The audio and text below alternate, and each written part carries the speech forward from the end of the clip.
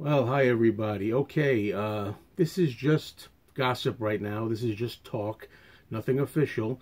But I just wanted to report it on my channel to bring some people up to speed on what the latest situation is with the Let It Be movie. A lot of people, myself included, have been wondering, are we ever going to see this? If so, when? What's going on? What's the holdup? Well, Paul McCartney just gave an interview recently in Canada, and the question was brought up about the film. And Paul had something very interesting to say, and I have a mixed feeling about this, so I'm going to tell you both sides of my take on the matter afterwards. Well, I've heard the audio of this, of Paul's interview, but I have a quote here that I'm going to read for those who haven't heard it yet. And this is broken down to basically what Paul said, okay? In the interview, when asked about Let It Be, Paul says, quote, "I tell you why I think it's going to happen. I think there may be a new version of it. That is kind of the latest gossip.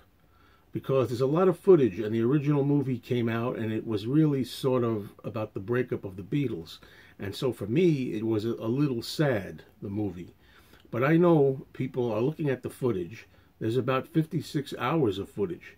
And someone was talking the other day to me and said, you know, the overall feeling is very joyous and very uplifting. It's like a bunch of guys making music and enjoying it, you know. So I think there is some talk about making a new movie, re-editing it from the same period, from the same footage. We can make a new film out of it. So who knows, that may be happening in a year or two." End quote. Now, that's all we've got to go on at the moment, nothing set in stone. However, I am really both excited about this and kind of a little uptight about it, for a couple of reasons. For one thing, as a film fan in general, I like them to leave everything alone. My first initial reaction to this was, oh no, I said, you know, let it be, you know. And, you know, the movie is what it is. It was made. Don't go around re-editing it, altering it, and trying to make it all, you know, PC for the 21st century. That's what a lot of people are doing. You know how it is these days. You know, we can't have too much negativity. Can't have anybody maybe not being happy. Can't have any hurt feelings. People, you know, don't have thick skins anymore. They're all very sensitive.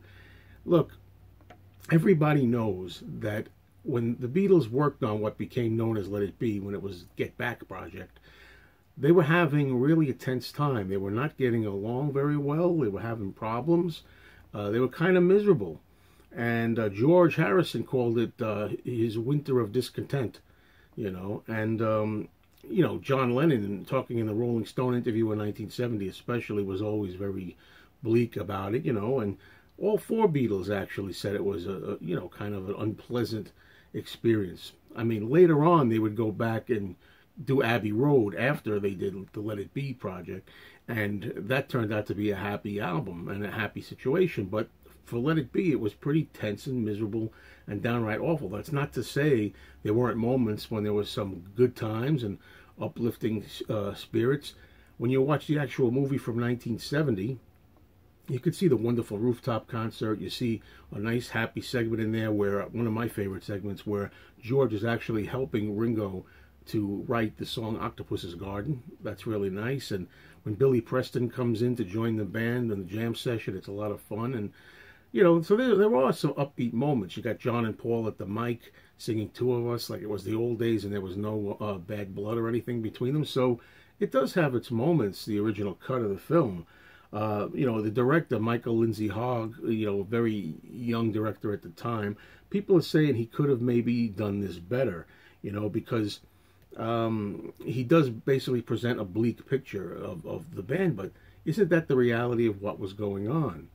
And this is the trouble that I really have overall. You know, we've had the movie Let It Be for decades. Everybody, all the diehards anyway, we all know what happened during Let It Be. And if you didn't see the movie, you know, which was out, available on VHS tape, on Laserdisc, and a few formats, but never DVD or Blu-ray or anything like that, you know, we all know the deal with it. I've always said to myself, I think what's happening is that Apple Records and the Beatles Corporation, what they're trying to do is they're trying to sugarcoat the Beatles. They're trying to market a brand. The Beatles are all about all you need is love. They're all about she loves you, yeah, yeah, yeah. And they're all about, you know, marmalade skies and all this kind of stuff. And there's no need for any kind of dissension or anything a little off or rough in the Beatles. And I think that came to fruition. And the real peak of that attitude was when they had the Love project from the Cirque du Soleil thing. I think that really is what really made this new image. It's the brand, the happy-go-lucky, love, love, love Beatles.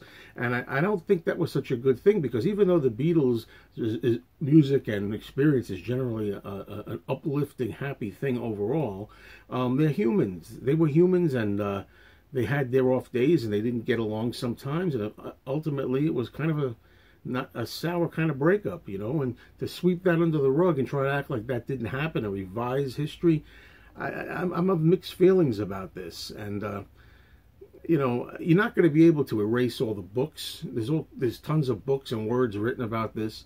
You could see all the unpleasant footage anyway in documentaries that are out there now. You know, the Beatles anthology, the Ron Howard 8 Days a Week thing, the Martin Scorsese film about George Harrison, living in the material world. I mean, this you're not going to be able to change the truth.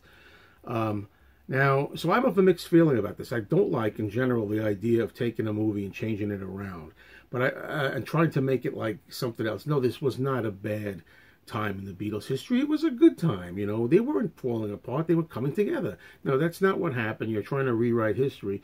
However, my general feeling on this is I wouldn't mind it at all, really, as long as you save the original film, you see.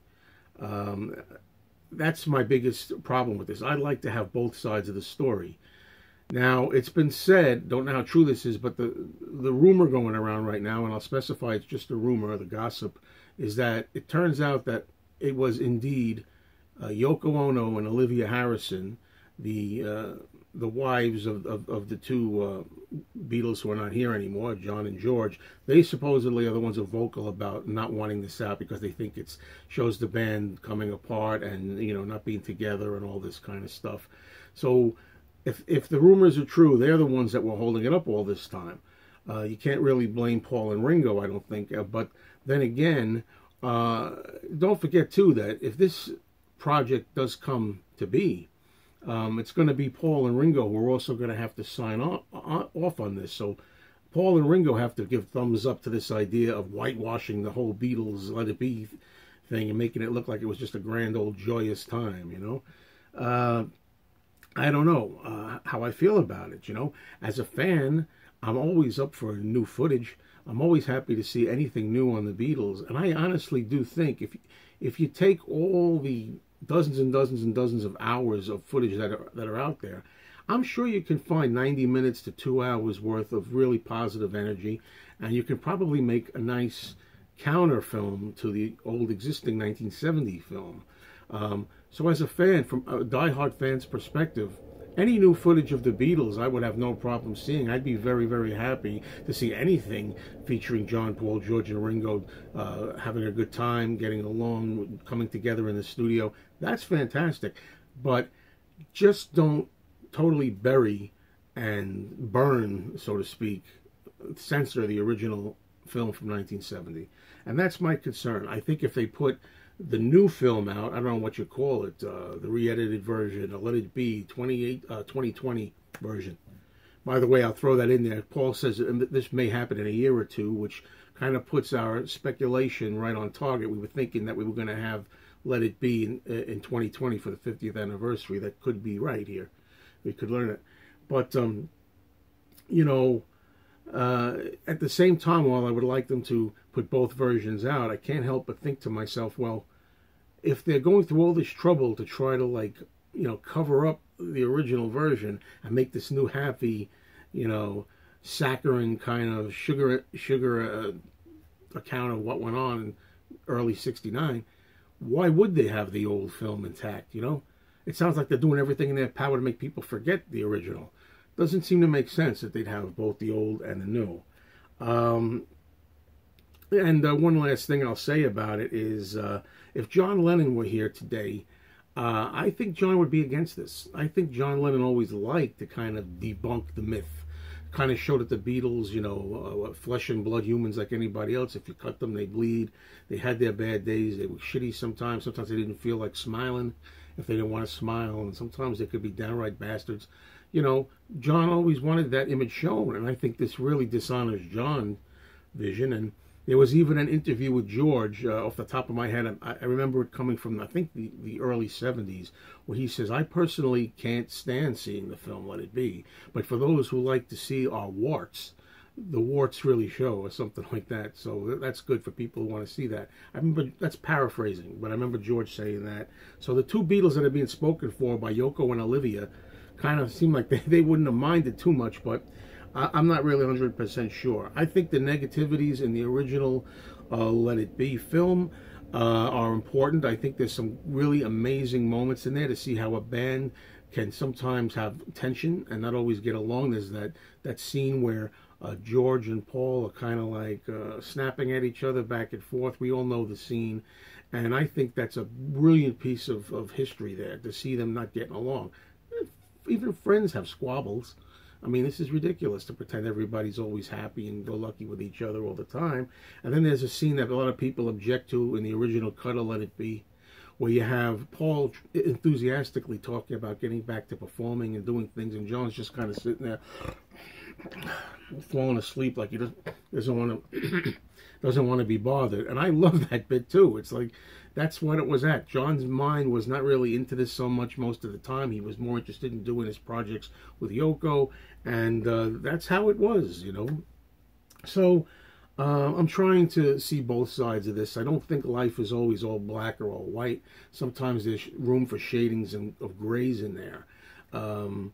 If you're going to put the new happy, joyous version of Let It Be with the Beatles coming across as being really strong together and partners and happy and doing cohesive work together, terrific. I'd love to see it. But please, don't bury the original version. Put them both out there together. That's my feeling on it. Thanks, everybody, and let's let It Be, or at least the original version. Leave it. Thank you.